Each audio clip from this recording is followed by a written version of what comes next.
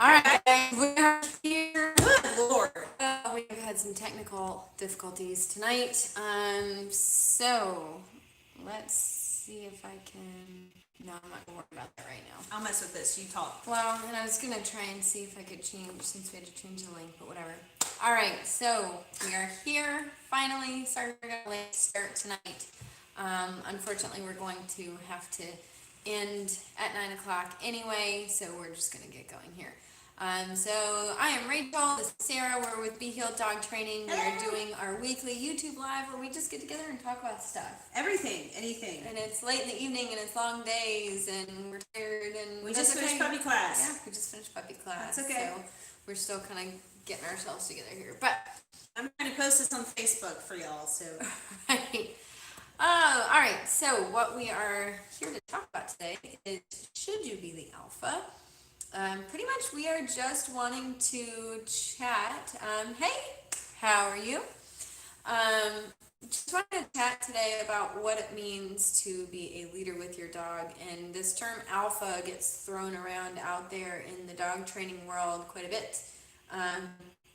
And not just with dog trainers, but I hear a lot of owners. I get asked a lot about, owners saying, "Oh, is that because I should be the alpha? Do we do this to be an alpha?" We need to be dominant. Yes, dominant. That Right. Yeah, I hear that word a lot too. That it's about dominance, and so leadership with dog training is extremely important. But it's very different than this concept of being the alpha that we hear about so much and dominance. So, usually when I hear this being talked about, it's more among owners more than trainers. There's trainers out there that talk about dominance and being the alpha. Some, but not as many. Yeah, I tend to hear more like. What I'd love to know, we should have done our research. Where did that even kind of come from? Like, who started that? I don't know enough about it. Well, and it's because, in a pack of dogs, you do have the alpha leader, and so that concept comes from there. But the problem is, we're not dogs. Nope. We don't need to be trying to be dogs. It's actually very dangerous, I think, for humans to try to play the role of alpha. And, there are people out there that do, what do they call it, dominance role? I'm huge on leadership. So that is what we're going to be talking about today. And when we talk about, actually tonight in puppy class, it got brought up. We were talking about threshold. I don't think you were standing there at this point. So I was fixing a prong collar. We spent it's like one of those link puzzles, half of puppy class trying to fix the tangled up prong collar.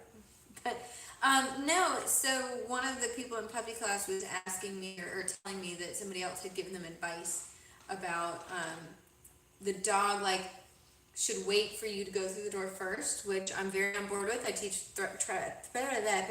threshold training all the time. Right.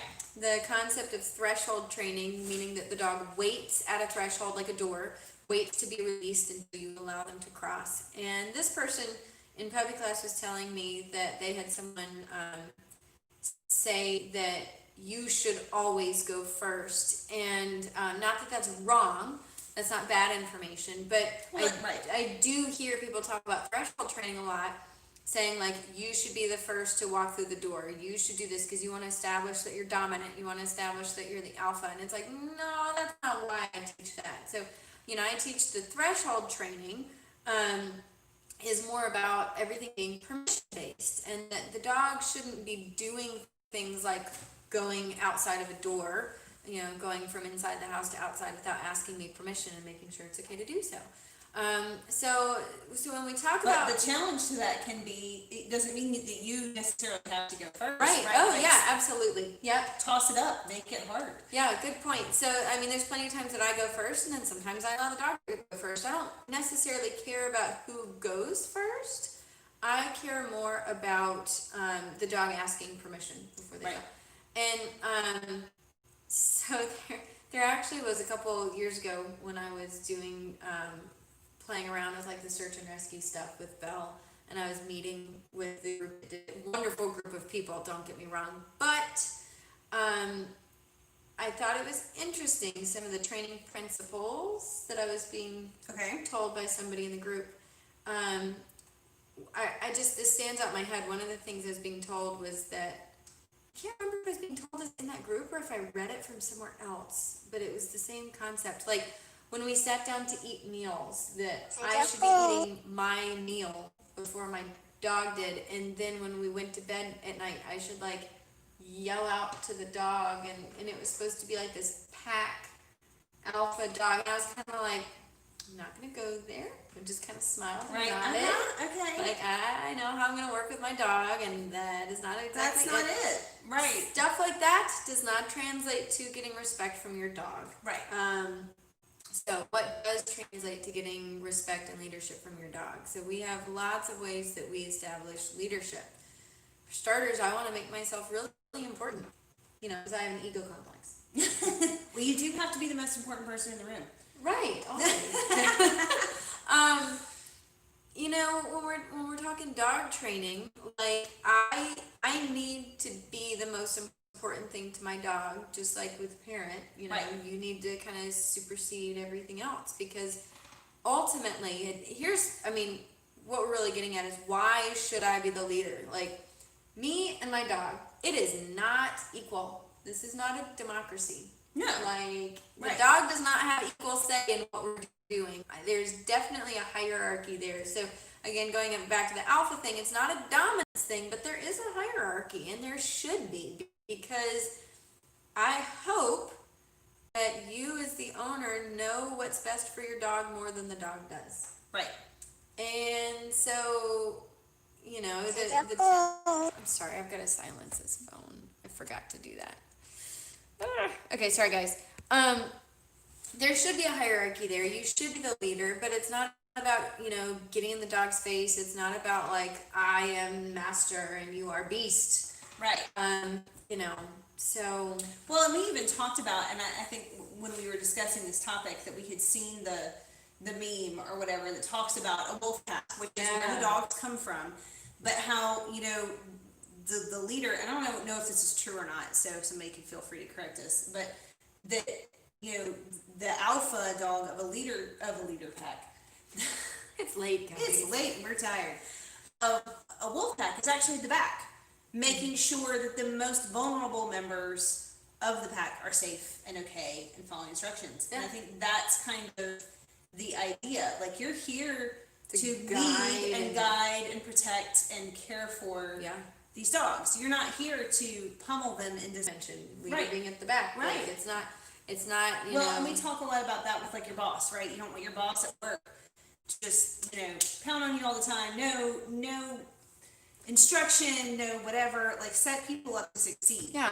Set your dog up to succeed. Yeah. We're not training out of fear, and that brings us into the whole concept of balanced training, which is what we do. Balanced training meaning that we teach both yes and no. So we reward behaviors that we want more of, and we punish or correct behaviors that we want to extinguish. And balanced trainers a lot of times get painted as these like barbaric, forceful, dominant like you just style. Enjoy it. Right, like dominant style training, and that's not at all how it goes. That's not how it's supposed to go. That's not the relationship. And we've talked about this so many times. That you've come in with a dog that maybe you had a challenge with in the beginning, board and train, and by the end of it, this is like your best friend. Yeah. Yeah, so, a lot of times when balanced trainers get painted in this light of being, these trainers that use dominance and force, we get blamed or we get called out for training with fear. That's the big thing, is people say, oh, when you're using punishment, when you're using correction, you're training with fear. And it's like, no. I'm not trying to use fear to teach the dog anything, because that's actually not very efficient. It's counter from a place of fear. So why would I use something that's that ineffective? So no, that's not how this works either. And again, when you hear people talking about alpha and dominance, that's kind of the perception that we have, is like the dog is submitting because they're afraid of not listening. They're afraid of not behaving. What's going to happen? Yeah. Right.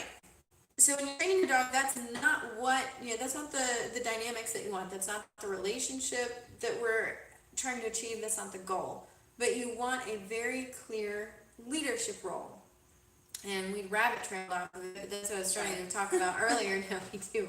We're starting to talk about earlier. Well, how do you do that? How do you establish this leadership? Well, so number one, you make yourself very important to the dog. How do you do that? There's tons of ways. When I get a new dog here, I only feed the dog when we work together. Now, that doesn't mean I withhold dog from the food and make them hungry. Right. That means that their daily ration or their daily portion is rationed out throughout the day, and they eat through training rather than having meals, but they still eat their full amount of food every day. So I use their food when I'm teaching new behaviors, and that is my reward system because I'm a balanced trainer and I use rewards. Who knew? Right. I use tons of rewards. I actually use more rewards than anything. Way more rewards than punishment. But also, again, going back to how do you be a leader and be important to the dog is you establish boundaries. So yes, there's punishment too, and even with a brand new dog that comes in, if they're jumping on me or if they're trying to bite me or if they're doing something totally inappropriate, that's corrected right off the bat, right from the beginning. But it's all very calm. It's all very methodical.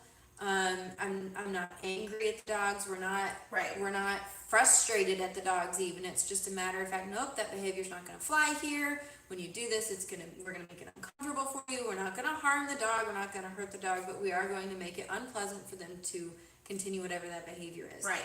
So setting boundaries. Yeah. Well, and I think that's one of those things because when you talk about some of these dominance behaviors that some people talk about being the alpha dog to your dog, to me, it was one of the biggest arguments for balanced training. Okay, so you take a dog that's not okay in a situation because it's freaking out, it's panicking, it's biting you, it's doing whatever it's doing, but so it's already not okay, right? And so you correct that behavior with whatever method that we're using that we think is safe for the animal, but does convey the information to it that hey, what you're doing is not okay right now. So there's that, but what's the difference? Okay, so this dog is not okay, and I can apply a correction, or I can let it bite me. Well, what happens if a dog nips at you, if they catch your hand? Do you just go, oh, puppy, it's fine, sorry you bit me? No, most dogs that react in a way like that wind up getting whacked or yelled at, or whatever way that you deal with this dog that has now crossed a boundary with you. Yeah. So which do you prefer? Do you prefer to have to do that by wrestling it to the ground and no, it's not okay, and screaming and whatever it is that you do, or do you prefer to go, nope? And that's literally if you've ever before the bite happens. Right, because you're watching to correct it before you get there. And if you ever watch Rachel's videos, it's literally like a no. It's the littlest no that ever there was. Followed by a very meaningful consequence. Followed by a correction, but it's a neutral. And I think that's just one of the things, and that was part of what got me thinking about this. Is I would much rather give a correction that's meaningful. You can be neutral. When you can be neutral, and not when now things are out of control and the dog's not okay, you're not okay, nobody's okay. Yeah. That's not a situation anybody wants to be in. Sure, yeah.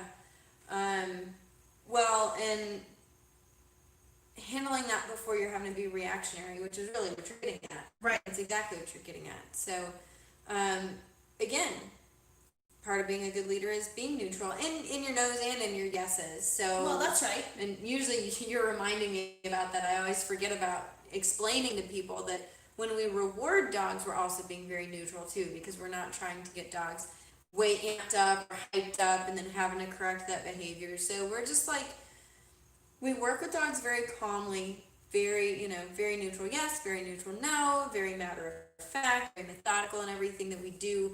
And so again, it's not about I'm the boss of you. It's just about, hey, I'm here, you're there. These are the rules. This is what I want you to do. This is what you're not allowed to do. And these are just kind of the facts of life. Well, but I think an important part too, if you think about it, is it's also kind of about guidance. So it's not just about, no, you can't do that. Well, a lot of times it's about, no, you can't do that. Let's come see what you can do. Let's not just leave you hanging well, crud, if I can't do that, you're going to come do this thing instead. Yeah, absolutely. So guiding the dog through the whole process, whether that be obedience training in the house or out on a walk when you've got reactivity and, you correct the dog for barking and lunging at other people or barking and lunging at other dogs. And but then you guide them on what they should do. And like, hey, I want you to walk beside me. I want you to match my pace. I want you to pay attention to my cues.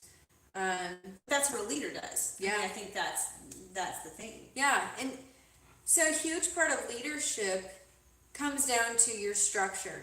And everything that we do has so much structure, it's ridiculous. Like, I'm sure people who follow get sick of hearing me use that word. So we had puppy class tonight.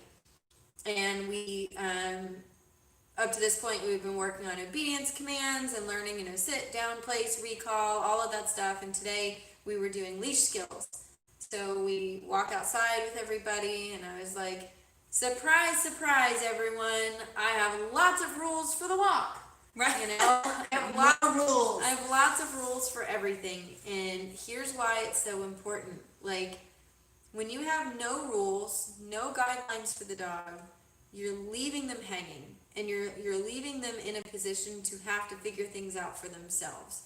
And ultimately, they're not always going to make the best decisions. So, well, it's like giving a kid the internet and going, "Here you go." Right. Oh, no, can't go there. Controls. Don't go there. Nope. Oh, what did you go in there for? No, I don't smack my children. But you don't? You're missing out. Well, you're really missing out. They would probably tell you differently.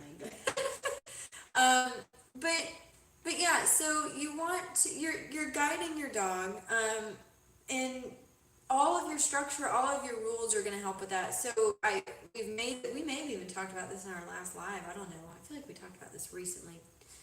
But if you've ever been in the position of like starting a new job and you're not really told what to do, right? That's not a comfortable place to be. No. If you've ever been in that position, then that's not a really comfortable place to be. Like in a new environment and nobody's telling you what to do, or people are giving you, maybe your boss is giving you kind of wishy-washy information. Like, 1 minute they run hot and cold on you. 1 minute this is fine, but this isn't. And, when you're not given clear guidelines, you kind of just have to figure stuff out. And it doesn't put a whole lot of confidence in most people. No.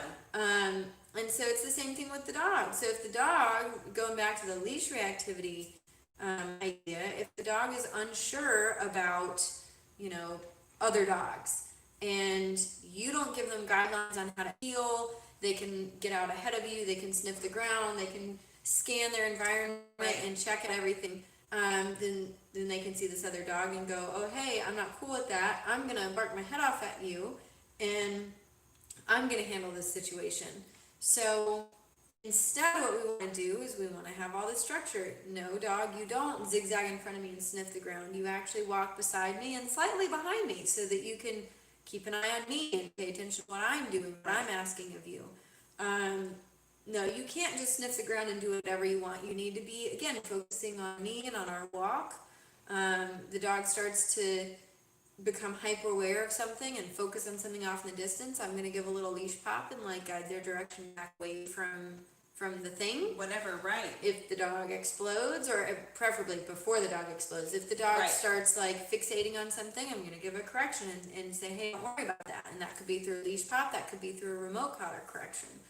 Well, and when you're not training, and I think this is one of the things, and we talked about this a little bit, or I did with one of our puppy class people tonight, if you're not training and the dog is distracted on a walk and starts to kind of go over, I'm not going to set them, again, I'm not going to set them up to fail. If I know that you struggle with this and we haven't had a chance to work on it, and that's not what we're doing right now, we were just trying to go out for a pee, then redirect. I'm going to take you somewhere else. I'm going to do what I have to do to help you succeed. Yeah. Or have structure taking your dog to pee. Well, but yeah, as much structure as you need. Yeah. Well, and I think that was part of our conversation tonight as well. It's everybody wants to know, when do I get to stop doing these things? Yeah. And the answer is, when can you? I don't know. It depends on your dog, and the answer may be never.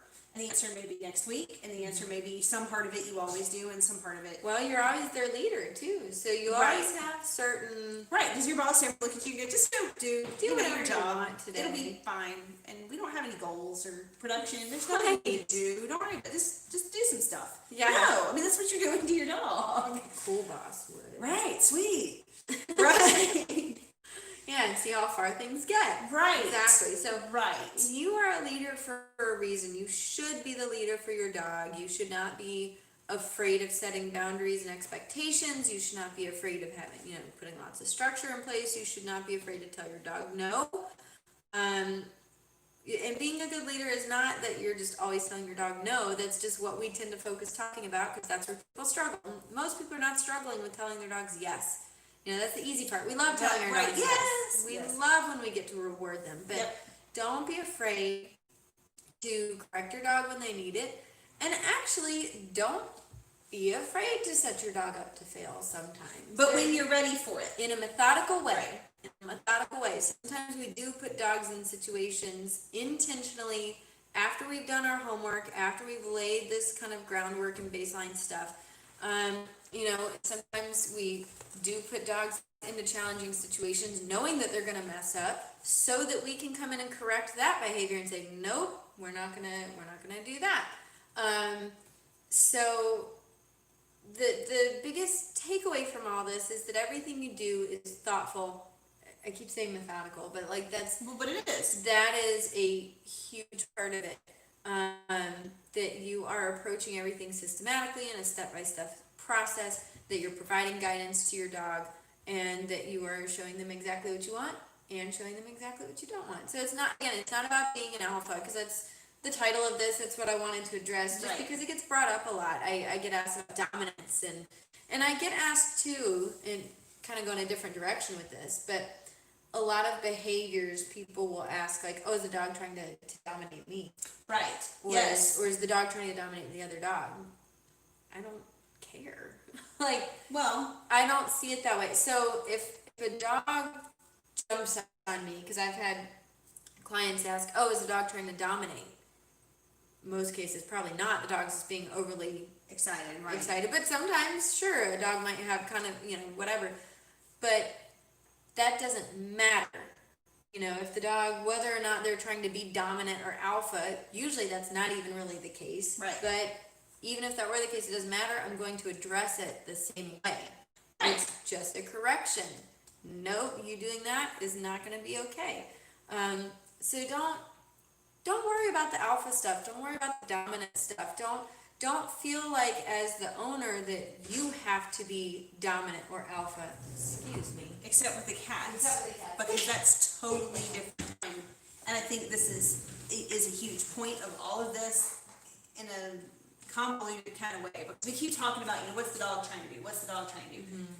Stop figuring out what the dog's trying to do, because you're either overanalyzing what you think you know about how a dog would react with another dog, or you're trying to personify your dog, and you don't know what they're thinking. Sarah, that's a whole nother YouTube I know live. it's a whole nother, and it really is. It really is. Personifying dogs. We gotta stop doing that, guys. But it's the same thing.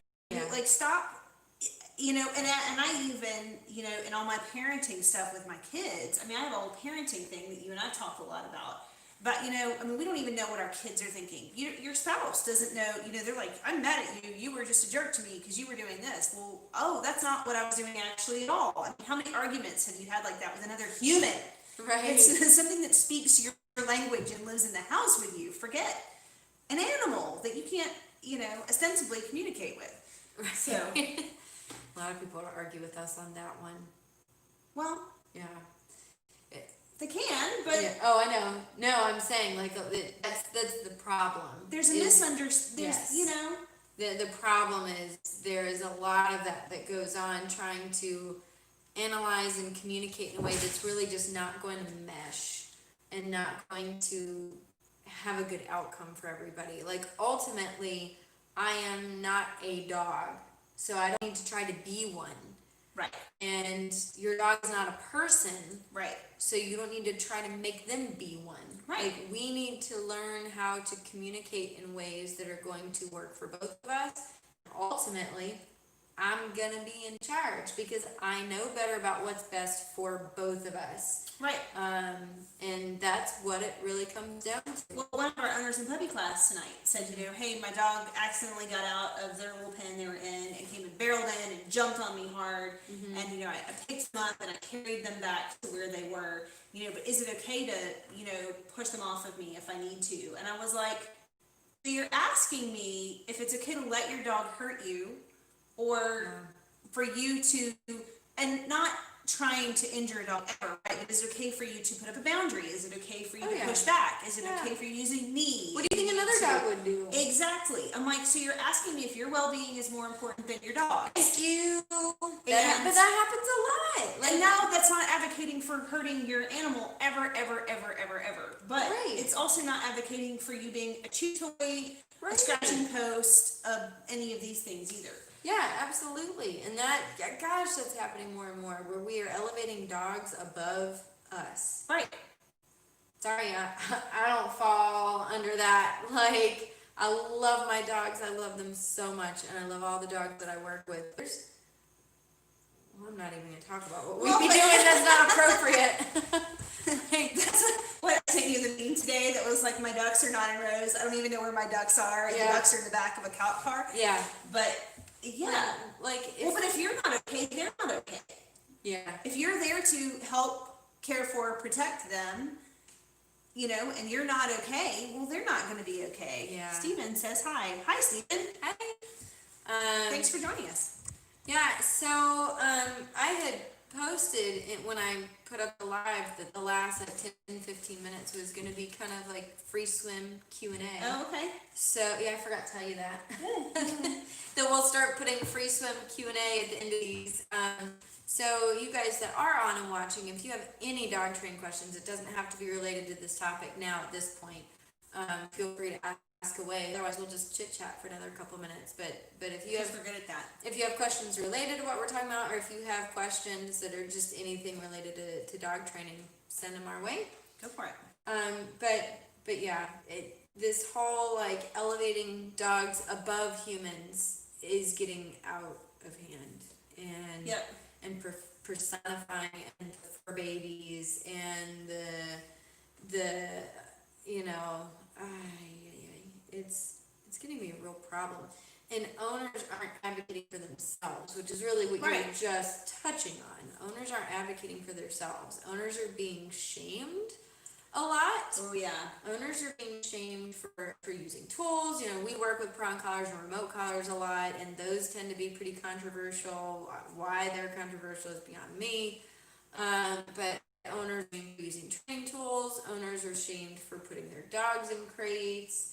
Owners are shamed for a lot of things. Well, and it's a lot like, the kind of the thing that we've gone through with parenting and kids, that you can't, if somebody sees you correct your kid in the store, you're concerned. We're not talking about spanking, but we're talking about any sort of correction. People look at you like you're whatever. I'm like, okay, on the one hand, you're going to sit here and call this person a snowflake because they can't handle anything, but on the other side, you don't want them corrected either, which you can't have it both ways. Exactly. So what question do we Let's see. So Steven asked, do we have a video about remote collar training? I've used prong collar on my 6-month, and it's amazing. Should I try remote collar? Oh God, yes. Yeah. So if you go to the Be Healed Dog Training YouTube channel.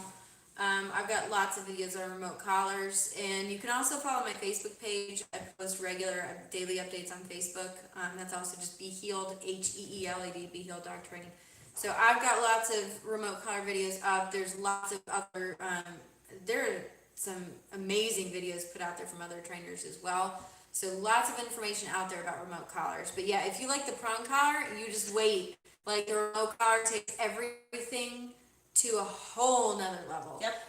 And you do use those together. So one thing to keep in mind is the remote collar does not give any directional information to your dog. So when you are first starting to train with it, you'll actually use your prong collar and your remote collar at the same time, so that as you're giving remote information, you can guide the dog, using your prong collar as well. But yeah, you'll use those together, and then ultimately you can be doing off-leash work on just your remote. So we have another question. Oh yeah, and you're gonna it's kind of a comment, but it's gonna be like your favorite thing. Okay. She says this a lot. So that one, Earth Dog says, I have been given such dirty looks when I don't let my dog meet other people's dogs. Their dog is clearly out of control. Yes, good for you. So stand your ground. We were talking about this in puppy class tonight. We were talking about the structured walk and about not allowing the puppies to just meet other people. We didn't even talk as much about other dogs because I was just talking about other people. Well, but we set that precedent at the beginning of puppy class. We're all here but we'll teach you how to meet towards the end, but that's not what we're here for. Socializing dogs, especially to other dogs, that is so poorly done across the board in a lot of places. And a lot of owners are given bad information, and a lot of times they truly just don't even know better. And that's why we try and put so many of these videos out there to help educate people. It's not about making anybody feel bad, but educating people, because socialization across the board is just really poorly done. And we were talking in class today about socializing doesn't mean just meeting all the dogs or meeting all the people. It's not a free for all. It should be done in a very controlled way. And my dogs, like, I've joked around that I found it so hard to find good balanced dogs to socialize my very non-social dog with, that I just had to start a dog training business so that I could be in control of everything. But we did that. I mean, we have a mutual friend, and I went to go see them over the weekend, and I took Portia to the barn. Yeah. And their border collie, who's a lovely, super sweet dog. I love this dog. I love them. But just didn't really want anything of it. Yeah. She came up, she gave a sniff, and was like, nope, I'm out. See you later. Yeah. And that's okay. Then it's my responsibility. Unfortunately, I did have her on not only her remote, but on her prong. And I was like, nope, you're just going to hang here with me because this is the other dog's home. Yeah. So you're just going to stay right here. For the other dog. The other dog. Yeah. I'm not even advocating for my dog. Yeah. Because you're a responsible owner. You're making sure your dog has the boundaries they need. Right. So, Steven said, thank you. Yeah, I saw leash pulling with the prong collar in 5 minutes. Now a believer of balance training. Good job. Good for you putting the work in. And so, like I said, the remote collar will just take everything that you do with the prong and elevate it to another level. The prong is the way to start. All of your training always starts on a prong collar, and then the remote comes next, and the remote just kind of layers over your prong collar work. So have fun doing your research and applying that. Let us know how you do. And come over to the page, send us pictures. Yeah. But okay, we got a couple more minutes here. Good, because I want to keep talking about socialization. Yes.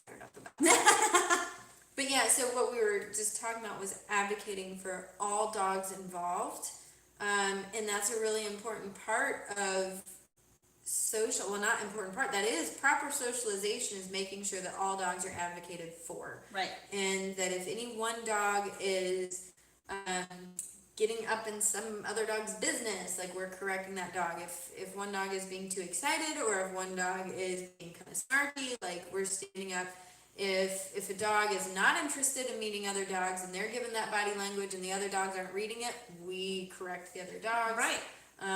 Or if another dog is being more on kind of the aggressive side and, like, being a jerk, like, we correct that, obviously. So, but you can't do that when your dog is out on a walk and somebody else tries to introduce their dog. Like, you can't correct. Well, let's talk about a dog park. Yeah, don't go to dog parks, guys. Don't do it. Don't do it. Don't do it. It's a crazy free for all. Dog park, and a lot of doggy daycares fall under this too. It's just like free for all out there. There's another trainer that I follow, and he calls it the Wild West, and it's true. It is. It's the Wild West, and you can't correct other people's dogs. Like, you can't. So the best thing you can do is not put your own dog in that situation. And I've had multiple clients that come to me with dog aggression problems that they can trace back to the dog park. Like, my dog never had aggression until one day at the dog park. Right. This happened, and then there was a fight. Or it doesn't even always have to be a fight. Sometimes it's just they've not been advocated for so much that they start having aggression problems because other dogs are overly playful and bombarding them, and they get afraid, and no one's standing up for them. So don't go to dog park. That's not how you socialize your dog. It looks great on paper. It looks like a lot of fun, and until it's not. Well, and think about socializing your dog. I mean, you need to have them meet other dogs. It's like-minded. I always say it's like parenting, but it is. I mean, yeah. If you are trying to socialize your dog with other dogs, they have to be. If you want to be successful with it, if you want more like guaranteed success, then you need to be socializing them with other balanced dogs. So other dogs who have good manners, who know how to properly socialize, who can read body language, and at a minimum, who has an owner that's there that Right. is taking charge. And, Yep. you know, that, I mean, my own dogs, they socialize with every single board and train that comes. And there's still moments here and there where I need to tell, hey, Belle, back off, Kronk, Right. get, you know, you step in and you referee. So, just like you've already said, like being a parent, like step in when you need to. Right. So yeah, out And on don't a walk. dominate your dog or another dog. Yeah, yeah. Well, now we're doing free swims, so Right. we're allowed to be on rabbit trails. Oh, come on. Yeah, that's why we gotta have these free swims at the end now, because we just gotta be able to like rabbit trail uncontrolled, like. Yeah. Any other dog training questions? If you guys have any, you can shoot them our way. We'll be on for another couple minutes. So there is another one. That one, Earth Dog again says, I was passed down a crate from one of my brother's friends. Any ideas about using a crate? I don't know what to do with it. My dog has her own pet cot in the living room. She's not allowed on the sofas. Okay. So. Do you have crate videos? Yeah, well, yeah, I mean, I probably could put together more comprehensive crate videos. So I've got lots of videos that talk about crating. I know I have at least one, it's an older one, but there's at least one or two that talk about crate protocols. So like if you go to my YouTube channel and search my channel specifically, you could look up kennel protocols or crate protocols. That would be a good place to start. But yeah, so I'm huge on crate training. If you have a specific question about that, let me know, because I'm not sure exactly like if you're stuck somewhere, or if you're just wanting like general ideas. I don't know what to do with it. So I always highly recommend that you crate your dog every night when you sleep, and any time that you are leaving the house and the dog is not going to be supervised, at a minimum. That's at a minimum. And then I also am not against crating the dog sometimes during the day when you're home. I pretty much use the crate as management, you know, like board and trains, for example, who come to me.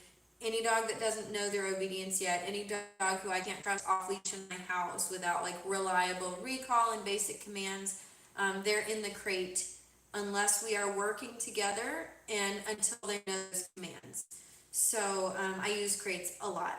I have lots of rules around crates. You know, when dogs are in crates, they're not allowed to bark and whine or bite at the crate or paw at it or spin circles neurotically in the crate. I correct all of those behaviors.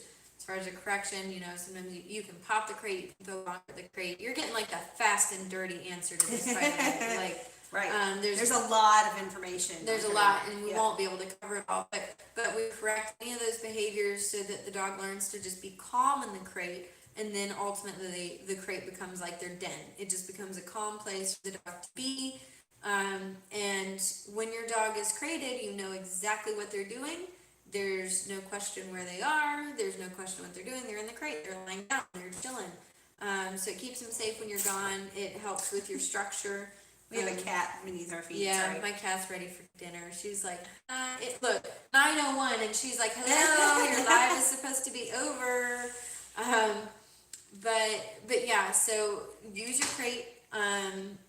You will initially need to work your dog on a leash, practice going in and out of the crate. And then she does have there are a lot of videos on the channel on examples of that. Yep, practice teaching your dog to wait for permission to exit the crate, lots of stuff that you can do, but I would definitely recommend you use it, regardless of your dog. I think they're good for all dogs. So. Yep, and if you have a cot and your dog has a reliable place, I mean, that's fantastic. You're kind of ahead of the game. But absolutely, I mean, the crate just becomes, it's like their little home. They can go hang out in. Yep, when you go to bed at night, they're sleeping somewhere, you know where they are. When you leave the house, you know they're not getting into stuff, chewing things up, eating things they shouldn't eat, whatever. And I will leave on this note, because I get a lot of people that say, oh, but, you know, should I crate if my dog's not chewing things up, they're not peeing on the floor, you know, should I crate? Well, even if they're not doing those behaviors, they still, when you're gone, you don't know, they may be barking out the window at everything that passes, they may be pacing the house, all those behaviors, like, that can actually kind of snowball effect and lead to other behaviors, especially if you're struggling with any behavioral problems. You want to implement high levels of structure, and the crate is a piece of that puzzle. Well, and I would also say, I mean, you never know. Dogs change all the time, just like people do. And I've known people who had a dog who was 14 years old that had never been a chewer and ate a sock while they weren't there. Surgery, $2,500 later, and Yeah, they it have happens. a sock. It happens. And furniture destroyed. You never know what they decide to find that's different. So it's just being safe and smart. Yep. So enjoy your crate. We are going to have to wrap it up. Again, I'm sorry we didn't get on time tonight. We had several technical difficulties, one thing after another, that we were trying to sort out, so we got a little bit of a late start, but we will be back next Tuesday. We'll try to be on time. We'll try really hard. We've been on time pretty much. We have. We're usually hitting there right around 8:05, but so Tuesday evening, 8 o'clock Tuesday evening, we'll be here talking about stuff. Yep. What stuff? I'm not sure. We had one more comment. Oh, just said one of our dogs said thank you. Oh, gotcha. The videos. Yeah, thank you guys for watching. It was nice chatting with you all, and hopefully we will see you guys next Tuesday. Yes. All right. Y'all take care. Good night. Where's the button? Yeah. Yes.